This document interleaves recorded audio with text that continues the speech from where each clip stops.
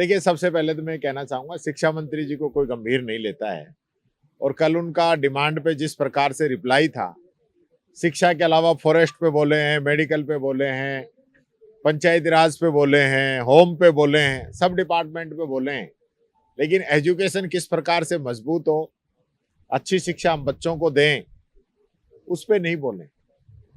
शिक्षा मंत्री का तो विवादों से गहरा नाता है, कुछ ना कुछ ऐसा बोलते रहते हैं रोजाना कि अखबारबाजी उनकी होती रहे, लेकिन एजुकेशन पे कभी नहीं बोलते। आज भी क्या बोले हैं मेरी जानकारी में नहीं है, पर मैं समझता हूं एजुकेशन पे तो नहीं बोले होंगे। दूसरा मैं कहना चाहूंगा, आज जिस प्रकार से सदन के अंदर क्वेश्चन आवर में क्वेश्चन आए, आदिवासियों से रिलेटेड एक क्वेश्चन था जिसके अंदर पीएमजीएसवाई की सड़कों का जो खर्चा होना था वो खर्चा ये लोग नहीं कर पाए क्योंकि भारत सरकार ने पैसा नहीं दिया। वो आरोप लगा रहे थे पूर्ववर्ती सरकार पे। जब मैंने ये पूछा कि जब पूर्ववर्ती सरकार खर्च नहीं कर पाई या भारत सरकार से पैसा नहीं आया, तो मंत्री के पास जवाब नहीं था। और इसी प्रकार से जो हॉस्टल्स हैं, हॉस्टल्स के अंदर कैडर बनाने का काम हमने ही शुरू कर दिया था। तो आप पिछले 1.5 वर्ष से क्या कर रहे हो? आज भी आप कह रहे हो फाइनेंस में भेजेंगे, इसकी अनुमति लेंगे, तो फिर इसका मतलब तो आपने 1.25 साल में कुछ किया ही नहीं। जो काम हम छोड़ के गए थे वही का वही है। इसी प्रकार से यूडीएच मंत्री जी से जब मैंने पूछा कि आप पंचायत राज ये नगर निकाय के चुनाव कब तक कराएंगे, तो उन्होंने इसको नवंबर तक कराने के लिए कहा है। लेकिन मुझे लगता नहीं, क्योंकि जब जो माननीय सदस्य ने उनसे क्वेश्चन पूछा कि आपकी तैयारी क्या है, आपके पास इतनी मशीन है नहीं है, तो मंत्री जवाब नहीं दे पाए। और यही नहीं, जो सरपंच बने थे, सरपंचों का कार्यकाल पूरा हो गया, उन पंचायतों में सरपंचों का कार्यकाल बढ़ाते उनको प्रशासक लगा दिया। लेकिन जो सरपंच बने थे उन्हीं के साथ, और वो पंचायतें नगरपालिका बन गई। लेकिन नगरपालिका का जब ऑर्डर निकला था, तब ऑर्डर में स्पष्ट लिखा गया था कि इन चेयरमैन का जो कार्यकाल है, जब तक नया निर्वाचन नहीं हो जाएगा, जब तक इनका कार्यकाल रहेगा। तो आपने वो ऑर्डर तो कैंसिल कर दिया। पंचायती राज विभाग ने तो उनको प्रशासक लगा दिया, लेकिन यूडीएच ने उनको नहीं लगाया। तो कितना अंतर है दोनों विभाग के अंदर, ये बात मैंने यहाँ पे रखी। हालांकि खर्रा साहब जवाब देने में एक्सपर्ट हैं, तो उन्होंने कह दिया कि पंचायती राज ने अपने हिसाब से कर दिया, हमने अपने हिसाब से कर दिया। पर ये हिसाब चलने वाला नहीं है। सरकार एक है और दोनों ही जो संशोधन 73वां संशोधन और 74वां संशोधन, उसके नियमों की यहाँ संविधान की अवहेलना की जा रही है। बिना किसी नियम कानून के चुनाव को आगे सरकाया जा रहा है। कोई इनके पास प्लान नहीं है, किसी भी प्रकार की इनकी आने वाले भविष्य की कार्य योजना नहीं है। सिर्फ और सिर्फ ये लोग चुनाव कराने की स्थिति में इसलिए नहीं है क्योंकि प्रदेश के अंदर इनकी हालत खराब है, इसलिए चुनाव कराने से बच रहे हैं। आप 5 साल का संविधान के अंदर प्रावधान है चुनाव कराने का, आप नहीं करा पा रहे, आपका फेल्यूर है। और मैंने पहले भी कहा है, जब चीफ मिनिस्टर अपने जिले के जिला प्रमुख का चुनाव नहीं करा सकता, तो राजस्थान के अंदर चुनाव कहां से करा देगा? ये इनकी पोल इसके अंदर खुल रही है। और लगातार जो है ये लोग इन संस्थाओं पे हमले बोल रहे हैं। नगर पालिकाओं के कितने चेयरमैनों को आपने सस्पेंड किया है। इसी प्रकार से अभी मेरे पास कोटा जिला का एक प्रकरण आया, यहां से आपने आरोप तय करते हुए 1 महीने का समय मांगा प्रधान से जवाब देने के लिए, और 29 सेकंड बाद में दूसरा ऑर्डर उसको सस्पेंड का निकाल दिया, 29 सेकंड के बाद में। तो ये स्थिति इस सरकार की है, तो खुद को ही नहीं पता सरकार कैसे चल रही है। तो राजस्थान की जनता तो भगवान भरोसे इन लोगों ने छोड़ रखी है।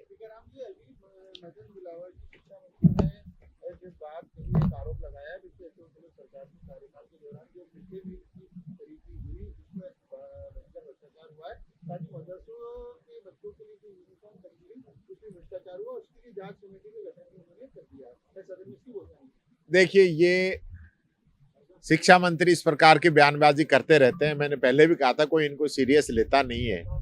ये एक प्रकार का शिक्षा के प्रति जवाबदेही न होकर सिर्फ गुमराह करने का काम ये कर रहे हैं, इसके अलावा कोई लेना देना है नहीं।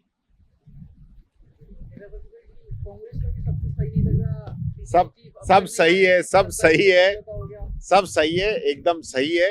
ये सब बनावटी बातें हैं जो चल रही हैं, इसका कोई लेना देना नहीं है। इन सब के पीछे भारतीय जनता पार्टी है, जो चाहती है कि इस प्रकार की खबरें प्रचारित की जाएं कि लोग जो है इन पे चर्चा नहीं करें कि आज किसान की क्या हालत है, मजदूर की क्या हालत है, युवा की क्या हालत है, कानून व्यवस्था की क्या हालत है। इन सब चीजों से ध्यान भटकाने के लिए इस प्रकार की ये बातें चला रखी है। इनका कोई धरातल पे कोई लेना देना नहीं है।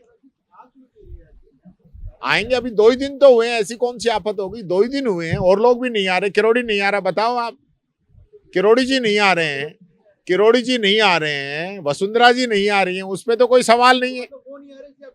नहीं, मैं ये नहीं कह रहा, मैं कह रहा हूं ये जो जानबूझ के प्री प्लान कर रहे हो, काफी लोग नहीं आ रहे हैं। गहलोत साहब भी नहीं आ पा रहे हैं, किरोड़ी जी नहीं आ रहे हैं, वसुंधरा जी नहीं आ रही हैं, तो इसका मतलब ये थोड़ी है कि भाई कोई नाराज है। आते हैं, ये एक परिपाटी रही है, सीनियर लोग समय समय पर आते हैं, तो अध्यक्ष जी भी आएंगे, ऐसी कोई बात नहीं है। आप जो ये इस प्रकार का जो एक माहौल पैदा करना चाह रहे हो ना, उसको कहीं जगह नहीं मिलेगी। हम दोनों एक हैं।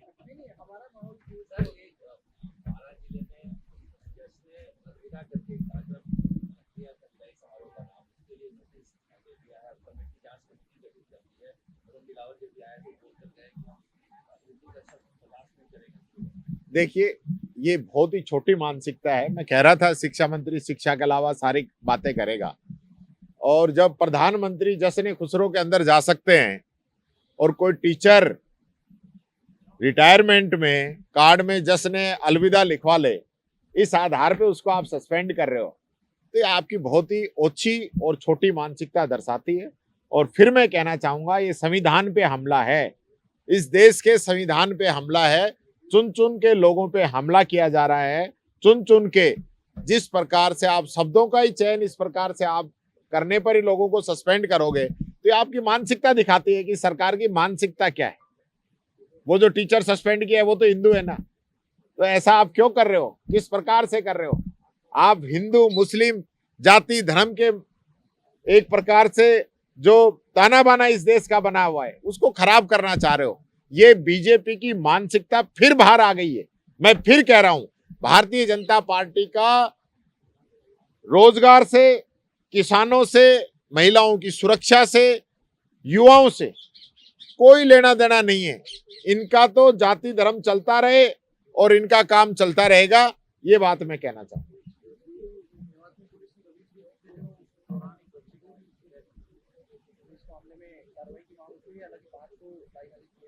देखिए, मैंने ये बात उस दिन विधानसभा के अंदर भी उठाई थी। जो बच्ची की डेथ हुई है, बहुत सीरियस मामला है और ये काफी समय से वहां लगातार चल रहा था। खुद बेडम साहब ने अपने जवाब के अंदर जो जवाब दिया, अगर उसको आप देखेंगे तो उन्होंने 1400 कुछ लोगों को पकड़ना बताया है साइबर फ्रॉड के अंदर। तो कितना हो रहा है ये तो आप समझ सकते हैं कि उसकी रिंगटोन लगानी पड़ रही है। लेकिन साइबर फ्रॉड के नाम पे पुलिस ने जो धंधा चला रखा है, उसको समझने की जरूरत है। और उसी की वजह से वो बच्ची इनकी भेंट चढ़ गई। मैं समझता हूं इस बच्ची को, तभी मैं समझता हूं इसकी आत्मा को शांति मिलेगी जब जितने भी ये लोग दोषी हैं और जो इस प्रकार की कमाई कर रहे हैं, इन पे कार्रवाई होगी। 5 पुलिस कर्मियों को सस्पेंड करने से कुछ नहीं होगा। आपने उनको लाइन हाजिर कर दिया, 5 लोगों को, छोटे कर्मचारी हैं, वो किसके लिए इकट्ठा कर रहे हैं? कौन थानेदार है, कौन डीएसपी है, कौन सरकार है, वो तो बताए, वो तो जवाब दें। क्या उनकी जिम्मेदारी नहीं है? वो क्यों नहीं जाते फील्ड के अंदर क्या हो रहा है? जब मैं प्रेस कॉन्फ्रेंस कर चुका हूं, और जितेंद्र सिंह जी इसके लिए प्रेस कॉन्फ्रेंस कर चुके हैं, काफी लोग वहां के जनप्रतिनिधि इसके लिए एक प्रेस कॉन्फ्रेंस कर चुके हैं, लगातार मीडिया में ये बातें चल रही हैं। लेकिन इसके बावजूद पुलिस ने तानाशाही मचा रखी है। जो मर्जी जो करते हैं, जहां मर्जी जहां जाते हैं, जिसको मर्जी अरेस्ट करते हैं, जिसको मर्जी छोड़ते हैं, जिसको मर्जी पैसे लेते हैं। बहुत बड़ा ये एक इन्होंने वहां पे अभियान चला रखा है पुलिस ने, लूटो खाओ अभियान। इस पे मैं समझता हूं यहाँ से डीजी साहब को स्पेशल टीम बना के यहाँ से भेजनी चाहिए और जो लोग इसके अंदर दोषी हैं उन पे कार्रवाई होनी चाहिए। देखिए, जो कॉन्स्टिट्यूशन का क्लब का जो उद्घाटन है वो तो ऑलरेडी हो चुका है। अब कोई 2 बार उद्घाटन नहीं होते हैं, मैं कहना चाहूंगा। अब जब शिलान्यास हुआ उसका पत्थर मौजूद है, उद्घाटन हुआ उस चीज का पत्थर मौजूद है, तो मैं समझता हूं दोबारा उद्घाटन अध्यक्ष जी इसका नहीं करवाएंगे, क्योंकि दोबारा उद्घाटन जो है ये परिपाटी गलत हो जाएगी। इस प्रकार से एक इतनी अच्छी बिल्डिंग जो बनी है उसका दो बार उद्घाटन हो तो लोग उसकी बड़ी चर्चा करेंगे, मैं ये कहना चाहूँगा। इसलिए इसका सिर्फ उनको शुरुआत जो हो रही है वही करानी चाहिए। इस प्रकार का लोकार्पण लोकार्पण और उद्घाटन एक ही बात है, एक ही सिक्के के दो पहलू हैं। तो मैं समझता हूँ इससे एक उल्टा मजाक और बनेगा कि एक चीज का दो बार उद्घाटन हो रहा है। देखिए, लोकसभा अध्यक्ष जी खुद ही समझदार हैं और उनको समझना भी चाहिए कि एक जो बिल्डिंग है जिसका ऑलरेडी शिलान्यास हो चुका है और उसके बाद उसका उद्घाटन हो चुका है और पक्ष विपक्ष दोनों उसमें शामिल थे। उस समय नेता प्रतिपक्ष राजेंद्र राठौड़ जी थे, वो भी उसमें थे कल, क्योंकि मैं गया था देखने तो उनका भी उस पर स्टोन पे नाम है। तो ये एक परिपाटी गलत हो जाएगी। तो अध्यक्ष जी समझदार हैं, ऐसा निर्णय लेंगे नहीं।